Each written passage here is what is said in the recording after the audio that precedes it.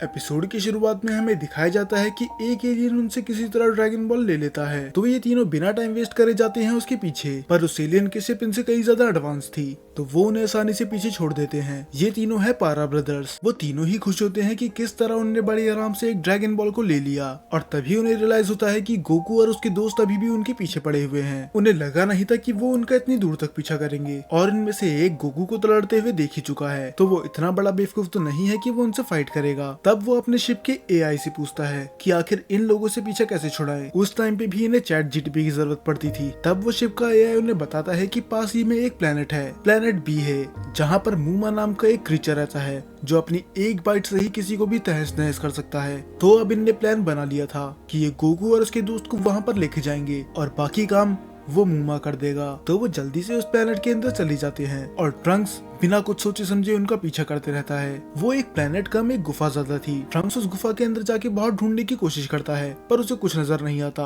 और इतने में पारा ब्रदर्स बाहर जा चुके थे और ट्रंक्स को पता नहीं था कि वो सीधा मौत के मुंह में जा रहा है। और फिर हमें सीन दिखाया जाता है एक स्ट्रेंज प्लेनेट का, जहाँ पर बहुत सारे लोग किसी की पूजा कर रहे थे, और तभी एक मोची मोची नाम का कैरेक्टर आके किसी को धमकाता है। वो उससे पूछता है कि आखिर ड्रैगन बॉल किधर गई, पर वो सोल्जर समझाने की कोशिश करता है कि यूनिवर्स बहुत ही ज्यादा बड़ा है, यही रीजन है कि हम ड्रैगन बॉल नहीं ढूंढ पा रहे। पर उसका बॉस सुनने के लिए तैयार होता ही नहीं। वो बोलता है कि मैंने तुम्हें एक चांस दिया था और वो तुमने गवा दिया। तुमने मुझे तो डिसअपॉइंट किया ही है, पर तुमने ऐसा करके लॉर्ड लूड को भी डिसअपॉइंट किया है। और तभी वो स्ट्रेंज मूर्ति उस आदमी को एक डॉल में बदल देती है, और मोची मोची उस डॉल को एक फर्नेस में डाल देता है, जिससे उसकी एनर्जी सीधा लॉर्ड लूड के पास जाती है। और जब ये एनर्जी पूरी तरह से भर जाएगी, तब लॉर्ड लूड अपने असली रूप में आ जाएंगे। और एक और चीज, लॉर्ड लूड पहले गॉड ऑफ डिस्ट्रक्शन थे पूरे ड्रैगन बॉल यूनिवर्स के। हाँ, तो ड्रैगन बॉल सुपर से पहले यही थे पहले गॉड ऑफ डिस्ट्रक्शन। हालांकि ये नॉन कैनन है। अब पारा ब्रदर्स पूरी तरह से डरे हुए थे। उनमें से एक तो बोलता है कि यहाँ से हमें निकलना चाहिए, वरना ये हमारा भी यही हल करेंगे। पर तब उसका बड़ा भाई उसे समझाता है कि हमारे पास तो ड्रैगन बॉल्स है, तो हम क्यों डरेंगे।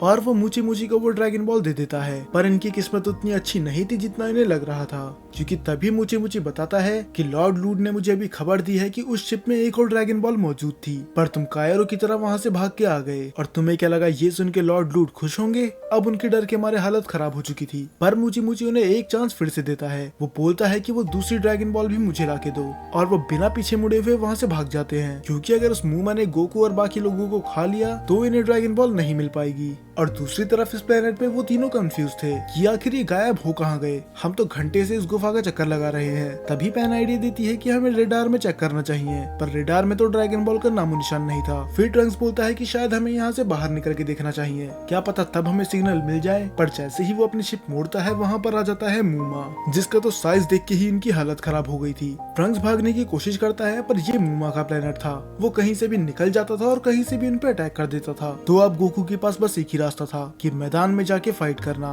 और पैन और ट्रंक्स भी उसकी मदद करने जाते हैं। पर तीनों मिलके भी एक मूमा को आसानी से नहीं हरा पाते, और उस एक को ही हराना भारी पड़ रहा था। तभी तीन और आ जाते हैं और उनके पीछे पीछे आते हैं पारा ब्रदर्स। वो देख के हैरान थे, क्या इन तीनों का दिमाग खराब हो चुका है? आखिर ये इस मूमा से क्यों लड़ रहे हैं? पर तब उनमें से एक बोलता है कि हमारे लिए तो अच्छा ही है, अब हम इजीली ड्रैगन बॉल ले सकते हैं। और वो तीनों चले जाते हैं शिप में। अब धीरे धीरे करके बहुत सारे मूमा वहाँ पर आने लग जाते हैं, और ये सुपर सेन होने के बावजूद भी उन्हें एक खरोच तक नहीं पहुंचा पा रहे थे। और दूसरी तरफ पारा ब्रदर्स के पास अच्छा मौका था ड्रैगन बॉल चुराने का, पर पूरी शिप छानने के बाद भी उन्हें कुछ नहीं मिलता। अब एक चीज तो वो समझ चुके थे कि ड्रैगन बॉल उन चारों में से किसी एक के पास है, और अगर गलती से भी मूमा ने उसे खा लिया तब तो इनके लेने के देने लग जाएंगे, क्योंकि अगर ये खाली हाथ गए तो मूची मूची ने एक डॉल बना देगा। तो अब ये तीनों मिलके ही गोकू और उसकी बाकी टीम को सपोर्ट करने लग जाते हैं। और अब थोड़ी सी फाइट के बाद गोकू उनकी कमजोरी समझ जाता है। इन्हें हम फिजिकली तो हर्ट नहीं कर सकते, पर अगर हम इनकी पूंछ पकड़ ले तब ये क्रीचर ज्यादा कुछ नहीं कर सकते। जीटी की यही चीज सबसे अच्छी थी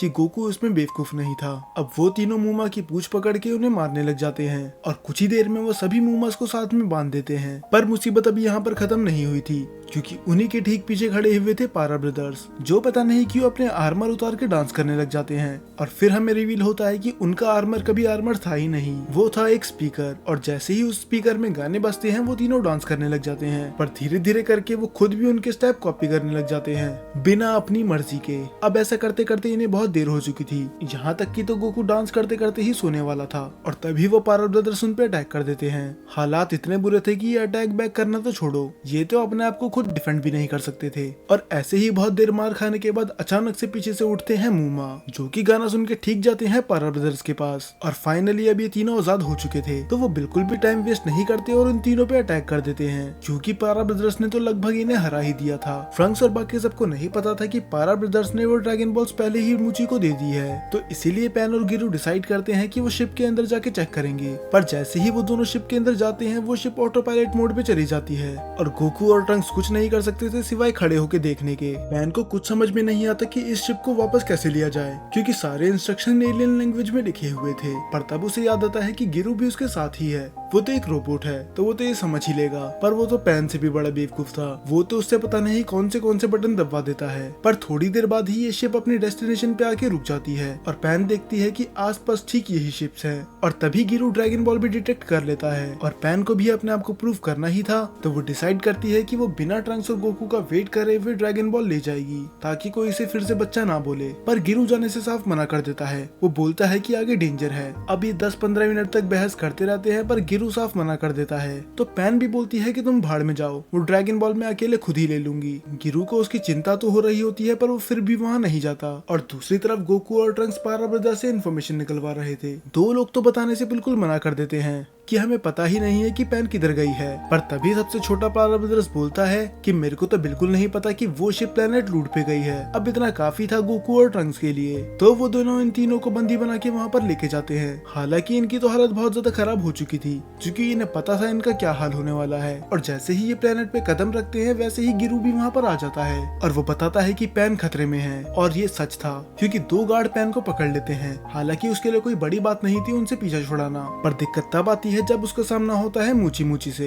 अब ये भी 10-15 मिनट तक बहस करते हैं कि किसको ड्रैगन बॉल मिलनी चाहिए। पैन बोलती है कि ये मेरी है तो मेरे पास ही रहेगी, और मूची मूची बोलता है कि जो तुम्हारे पास ड्रैगन बॉल है वो भी मुझे दे दो। और थोड़ी देर की बहस के बाद फाइनली पैन वो ड्रैगन बॉल चुरा लेती है और लॉर्ड लूट से ये बिल्कुल सहन नहीं होता, तो वो अपनी पावर से उसे डॉल बना देते हैं। और जैसे ही वो उस डॉल को फर्नेस में डालने वाले थे तभी एंट्री होती है ट्रंक्स, गोकू और गिरू की, जो कि पावर ब्रदर्स के साथ आते हैं। पर अब कुछ ऐसा होने वाला था जिसकी उम्मीद तो खुद गोकू ने भी नहीं करी थी। मूची मूची उन पावर ब्रदर्स को उस फर्नेस में डाल देता है डॉल बना के। गोकू को यकीन नहीं होता कि इसने अपने टीममेट को ही मार दिया। अब ये दोनों उससे फाइट तो करते हैं पर हर बार मूची मूची कोई ना कोई गंदी चाल चल रहा था। और फाइनली वो बुलाता है अपने सबसे खतरनाक हथियार को, जो कि होता है एक बहुत बड़ा लायन। पर उस बड़े लायन को तो गोकू एक की ब्लास्ट में ही हरा देता है और साथ ही साथ मूची मूची को भी। पर फिर हमें रिवील होता है एक और बड़ा सीक्रेट कि मूची मूची वो शख्स था ही नहीं, वो तो था ये हंटर, जो कि फाइनली रिवील करता है अपनी ट्रू फॉर्म, जो कि थोड़ी बहुत फ्रीजा की सेकंड फॉर्म की तरह थी।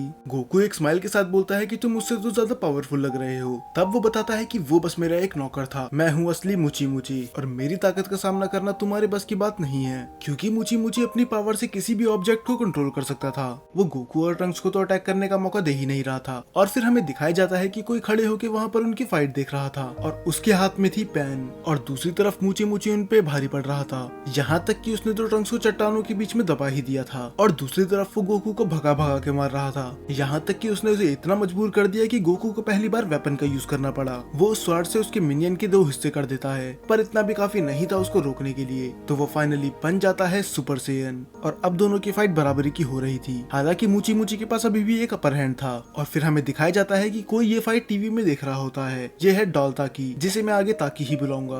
वो पैन के साथ छोटे बच्चियों की तरह खेल रहा था और वो टीवी में देख के बोलता है कि इन सेयन्स ने तो नाक में दम कर रखा है, अब शायद वक्त आ चुका है लूट को उठाने का। तब वो बोलता है कि हमारी सेना में जितने भी लोग हैं उन्हें एक कमरे में इकट्ठा करो, और वो ठीक वैसा ही करते हैं। सेना के लोग खुश थे कि वो फाइनली ताकी से मिल सकेंगे, क्योंकि किसी ने आज तक उसे नहीं देखा। वो उसे एक भगवान की तरह ही मानते हैं, और क्योंकि वही है जो लॉर्ड लूट को जिंदा कर सकता है। तो तभी ताकि वहाँ पर आके एक मोटिवेशनल स्पीच देता है और वो बताता है क्यों तुम्हें सेक्रीफाइस होकर लॉर्ड लूट को जिंदा करना चाहिए। वो सब हैरान थे, उसने कभी ये नहीं सोचा था कि वो इन्हीं की बलि चढ़ा देगा। और फिर वो एक रिमोट से लॉर्ड लूट को एक्टिवेट करता है, और ये देखने के बाद तो वो और भी ज्यादा कंफ्यूज हो गए थे कि आखिर ये लॉर्ड लूट को एक रिमोट कंट्रोल से कैसे कंट्रोल कर रहा है, तो इसका मतलब वो एक रोबो है। तब ताकि बोलता है कि फाइनली तुमने मेरा सीक्रेट पकड़ ही लिया, पर अफसोस तुम किसी को बताने के लिए जिंदा नहीं रहोगे। और वो सभी को डॉल बना देते हैं ताकि लॉर्ड लूट को ज्यादा एनर्जी मिल सके, पर अभी भी इतनी एनर्जी काफी नहीं थी कि लॉर्ड लूट को एक्टिवेट करा जा सके। और दूसरी तरफ गोकू और मुची मुची के बीच में घमासान युद्ध हो रहा था और यकीन तो नहीं हो रहा था, पर गोकू ये फाइट हार रहा था।